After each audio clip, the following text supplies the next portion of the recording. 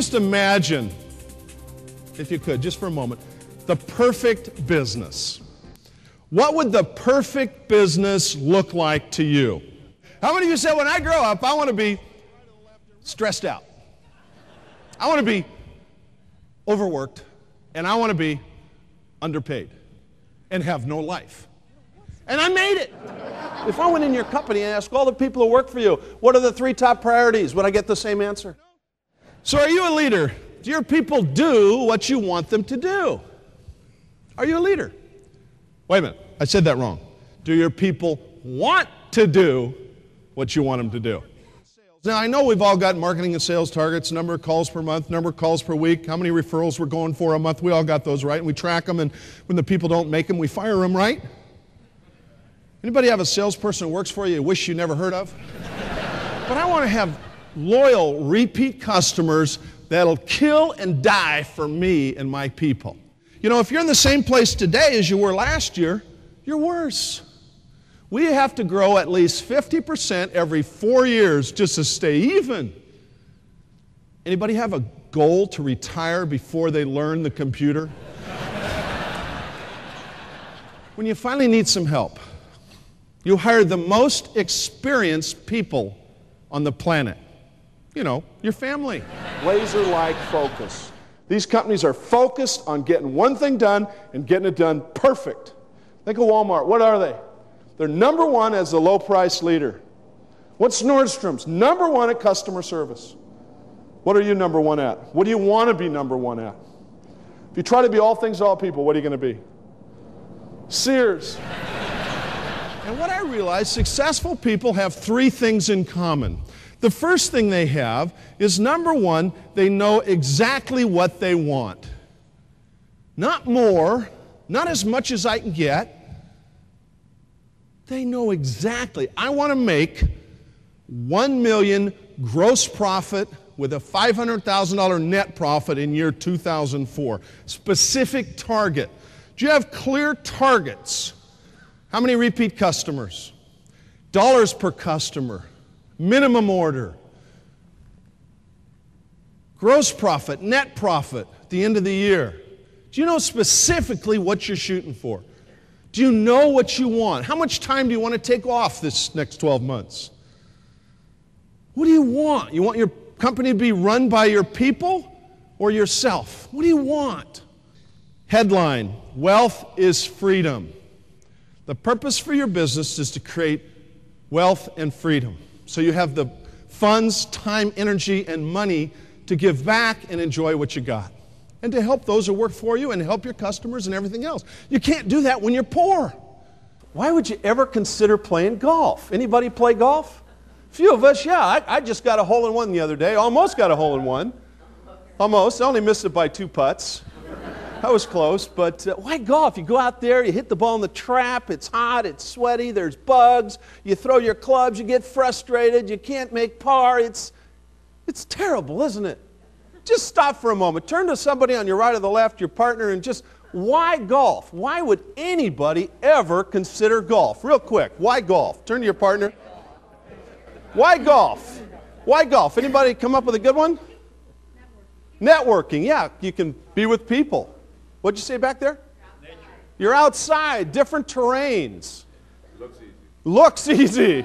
Yeah, it's challenging, it's fun, you get to try different shots all day. You're out there with your friends in a competition, and you know, why would you ever play golf? Think about golf. How can you convert your company, your division, whatever you're working on, your project, into the game of golf that make people want to go out in the elements for 4 or 5 hours? Think about it. What would make the difference? Golf is unique. It has a scorecard with a plan and a picture of where you're going and 18 targets. In 4 hours, you know 18 times whether you did well or not.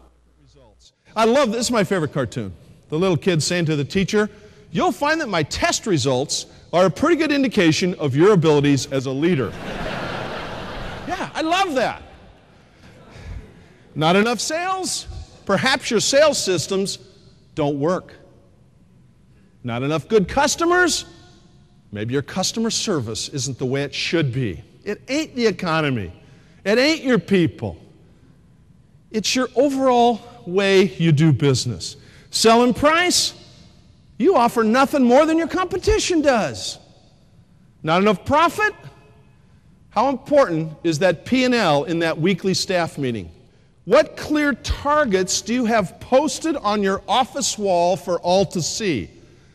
Do all your people know exactly what you're shooting for? Sales, gross profit, net profit, fixed overhead cost, variable overhead cost. How we doing every month? How we moving towards the ability to create wealth for yourself and the people that work for you? Are you going to stop and read 1 or 2 business books a month? Are you going to read 5 to 10 to 20 trade magazines a month?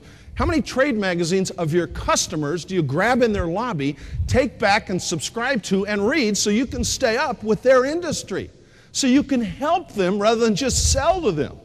92% of all small business owners in the United States, Canada, the surrounding free countries, retire or attempt to retire at age 65 with 0 net worth. That's not what I want. I got my goals right here, my personal goals, my family goals, my business goals, my financial goals. You got those, right? You carry them around with you all the time, right? Could have done this. Well, for me, I thought it'd be easier to change my suppliers, my subcontractors, my staff, my customers, my accountant, my bank. Just change. If I change all that, it'll fix it. And finally, I realized what I got to do is change me. Change the way I think. Change the way I manage. Change the way I live my priorities. Change the way I treat my people. Come on in, let's talk. Change the way I prioritize my customers, A's, B's, C's. Get rid of the bad ones. Keep the good ones. I got to change the way I do business. How about yourself? If I had to make a decision to change me. I wanted to get my business on purpose, on target. I wanted to create a blueprint for success that will allow me to have a business that works like a machine. I wanted a blueprint, a system to get my business to work.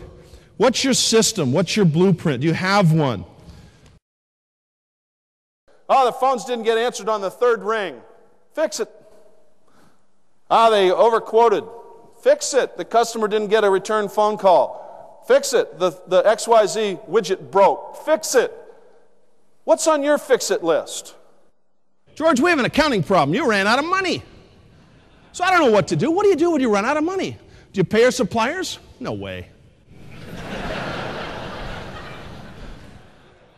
Right? Do you pay your rent? Yeah. Do you pay yourself? Yeah.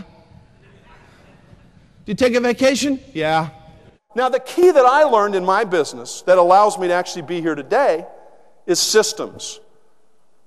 My goal for me every day is to replace myself with a system so it's just like I'm there doing it. They're doing it just like I would. And I like to say, I want to put on my hard hat and I want to work on myself, my self-improvement, my self-development on a regular basis. The hard hat reminds me that I'm here to work on my business on a regular basis.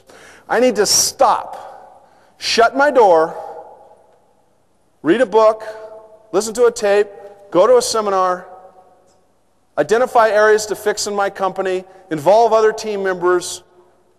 What can you work on?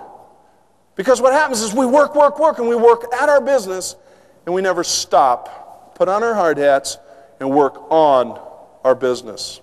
Pick 1 or 2 things that you can work on. You've sat through a lot of great sessions. So building your business for long-term success, know what you want, have a plan,